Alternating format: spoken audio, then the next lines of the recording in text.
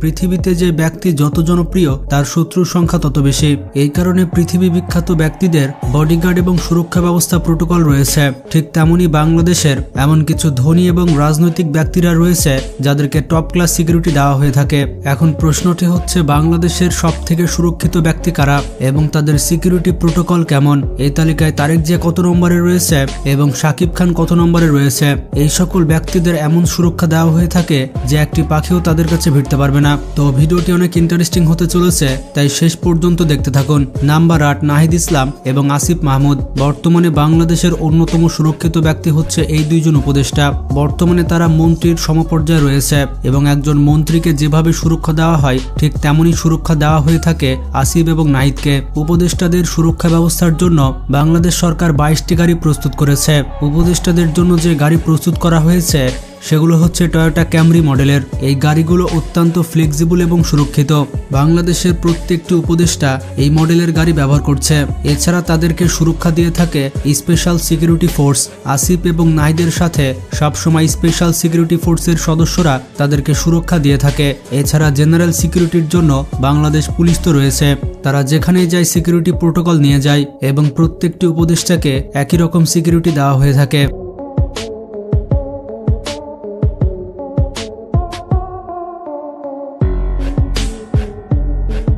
Number 7, Mirza Fakhrul Islam. বাংলাদেশের অন্যতম সুরক্ষিত একজন ব্যক্তি হচ্ছে মির্জা ফখরুল ইসলাম। তিনি বর্তমানে বিএনপির মহাসচিব। পেশায় তিনি একজন রাজনীতিবিদ এবং সাবেক প্রতিমন্ত্রী।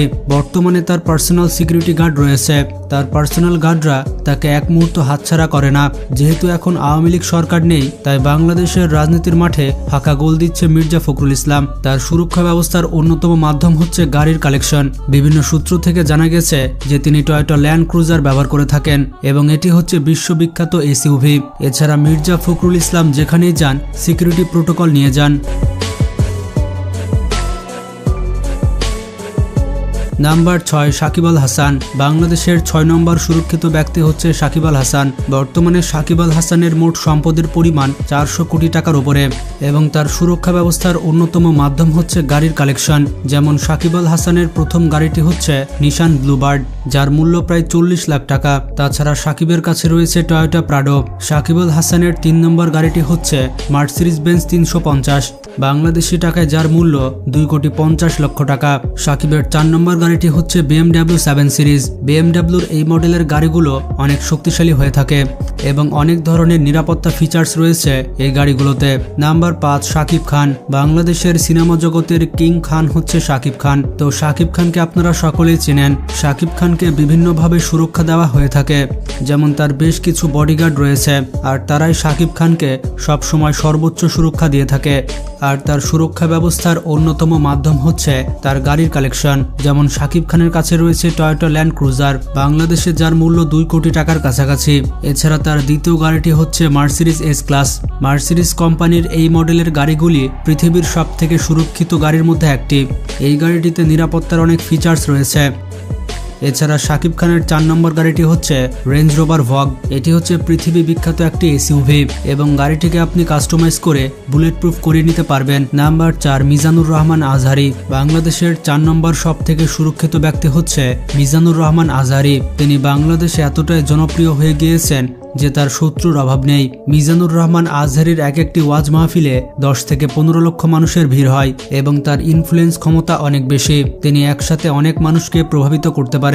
যে মানুষটি বাংলাদেশের সব থেকে ফেমাস ব্যক্তি হয়ে গিয়েছে তার শত্রু অটোমেটিক্যালি হয়ে যাবে, এতে কিন্তু কোনো সন্দেহ নেই। এ কারণে মিজানুর রহমান আজহারির সিকিউরিটি ব্যবস্থা অত্যন্ত কঠিন করা হয়েছে, যাতে আজহারিকে একটা পাখিও টাচ করতে না পারে। মিজানুর রহমান আজহারির গাড়ি বহর দেখলে আপনি বুঝতে পারবেন যে তিনি কোনো সাধারণ আলেম নন। তিনি হেলিকপ্টার নিয়ে ওয়াজ মাহফিলে আসেন এবং তার গাড়ি বহর যখন যায় তখন সেটি দেখে মনে হয় কোনো সিনেমার শুটিং হচ্ছে, কারণ একই লাইনে 4 থেকে 5টা গাড়ি যেতে থাকে। মিজানুর রহমান আজহারি গাড়ির বহর নিয়ে চলাচল করেন এবং ডক্টর ইউনুসের মতো তার সিকিউরিটি প্রোটোকল রয়েছে।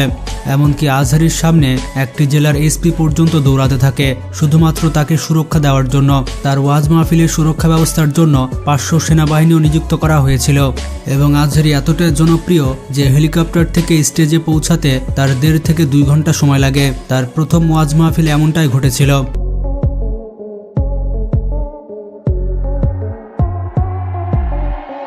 নাম্বার 10 তারেক জিয়া।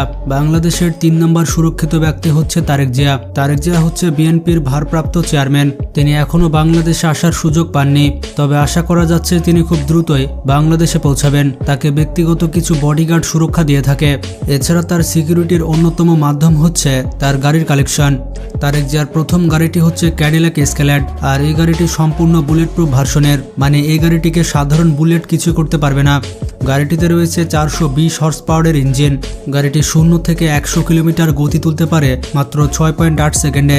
গাড়িটির সর্বোচ্চ গতি হচ্ছে 250 কিলোমিটার প্রতি ঘন্টা। ক্যাডিলাক এসকেলেডের নর্মাল গাড়ির মূল্য হচ্ছে 1 কোটি টাকা, তবে এই টাকাতে বুলেট প্রুফ ভার্সন পাওয়া যায় না। বুলেট প্রুফ গাড়ি কাস্টমাইজ করার জন্য কোম্পানিকে স্পেশালভাবে অর্ডার দিতে হবে, অথবা একটি সাধারণ গাড়ি কিনে কোনো বুলেট প্রুফ কোম্পানিকে সে গাড়িটিকে বুলেট প্রুফ করতে দিতে হবে। একটি গাড়ি বুলেট প্রুফ করতে মোটামুটি 7 থেকে 8 কোটি টাকা খরচ হয়। এই গাড়িটি ভ্যাট সহ বাংলাদেশে 10 থেকে 15 কোটি টাকা দাম পড়তে পারে। তারেক জিয়ার কাছে আরও একটি গাড়ি রয়েছে এবং সেটি হচ্ছে লেক্সাস কোম্পানির। মজার ব্যাপারটি হচ্ছে এই গাড়িতে বিএনপির নাম্বার প্লেট ব্যবহার করা হয়েছে, আর এই রকম কাস্টমাইজ নাম্বার প্লেট সহজে পাওয়া যায় না।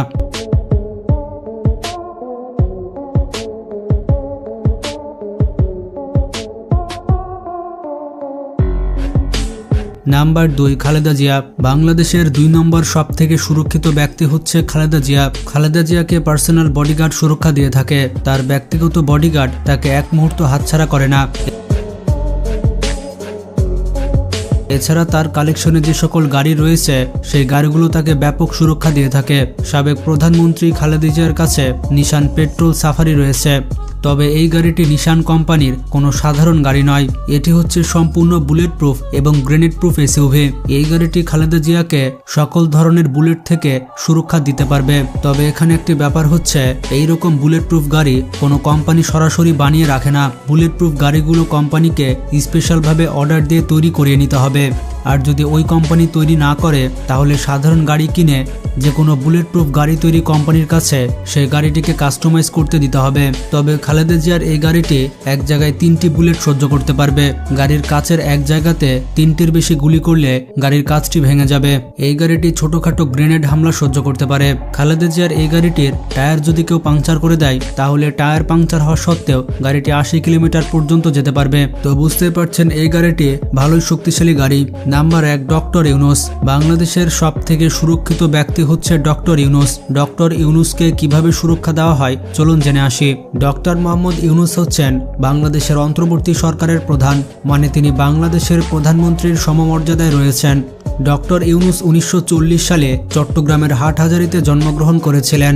সেই হিসেবে তার বর্তমান বয়স হচ্ছে 84 বছর।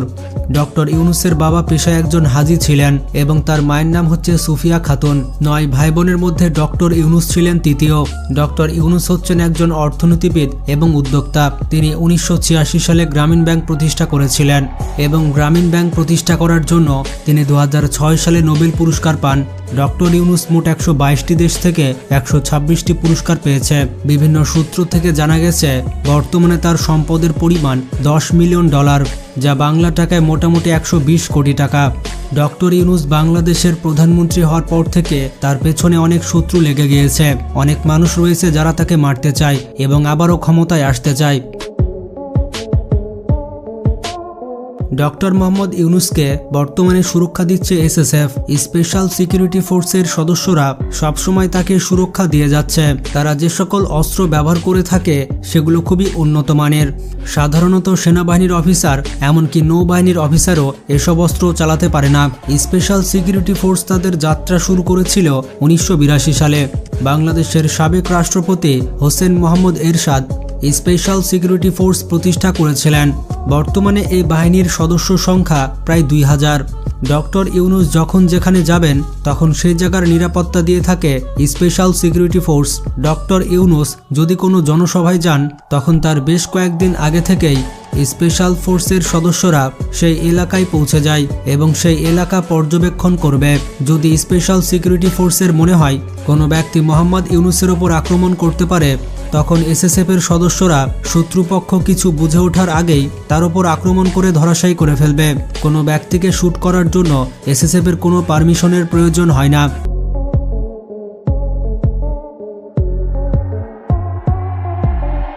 ডক্টর ইউনূসের সুরক্ষা ব্যবস্থার অন্যতম মাধ্যম হচ্ছে গাড়ি।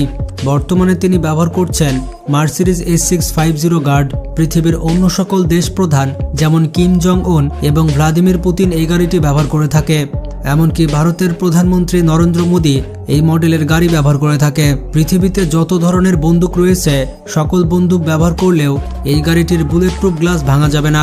তাছাড়া গাড়িটিতে যত বোমা হামলা করুন না কেন এই গাড়িটির কোনো ক্ষতি হবে না। এছাড়া গাড়িটির সাথে সরাসরি স্যাটেলাইট কমিউনিকেশন সিস্টেম রয়েছে। গাড়িটির ভেতর আলাদা করে অক্সিজেন সাপ্লাই এবং এয়ার সাপ্লাইয়ের ব্যবস্থা রয়েছে। গাড়িটির টায়ার যদি পাংচার হয়ে যায় তাহলে এই অবস্থায় গাড়িটি 80 কিলোমিটার পর্যন্ত যেতে পারবে। এছাড়া ডক্টর ইউনূস ব্যবহার করে থাকে মার্সিডিজ G63 AMG। এটি হচ্ছে পৃথিবীর সবথেকে সুরক্ষিত এসইউভি। এটি হচ্ছে বুলেট প্রুফ এবং গ্রেনেড প্রুফ এসইউভি। ডক্টর ইউনূসের গাড়ি বহর যখন যায় তখন এইরকম গাড়ি আপনি লক্ষ্য করবেন। ডক্টর ইউনূস যেখানে যাবে এই গাড়িটি তার আশেপাশে থাকবে। এই গাড়িটির উপরে রয়েছে রেডিও কন্ট্রোল ডিভাইস। এই যন্ত্রের কাজ হচ্ছে ডক্টর ইউনূসের আশেপাশে যদি কেউ রিমোট কন্ট্রোল দিয়ে বোমা হামলা করতে চায় তাহলে এই যন্ত্রটি সেই রিমোটের নেটওয়ার্ক জ্যাম করে দিবে। ডক্টর ইউনূস দেশের এক জায়গা থেকে অন্য জায়গায় যাওয়ার জন্য MI-8 হেলিকপ্টার ব্যবহার করে থাকেন। পৃথিবীর সবথেকে শক্তিশালী হেলিকপ্টারের মধ্যে এটি অন্যতম। এই মডেলের হেলিকপ্টার ব্যবহার করে থাকে ভ্লাদিমির পুতিন এবং নরেন্দ্র মোদী। ডক্টর ইউনূস যদি দেশের বাইরে যান তাহলে তার জন্য বরাদ্দ রয়েছে বোয়িং 787 বিমান। বাংলাদেশ সরকারের প্রধান যে হবে তার জন্য এই বিমানটি বরাদ্দ রয়েছে। এটি হচ্ছে পৃথিবীর সবথেকে লাক্সারিয়াস বিমান। এই বিমানটি ব্যবহার করে ডক্টর ইউনূস মাত্র কয়েক ঘন্টার মধ্যে পৃথিবীর যে কোনো দেশে যেতে পারবে। তো ভিডিওটি কেমন লাগলো কমেন্ট করে জানাবেন। ভালো লাগলে একটি লাইক দিতে পারেন এবং বেশি বেশি শেয়ার করতে পারেন। আজকে পর্যন্তই, ভালো থাকবেন। আল্লাহ হাফেজ।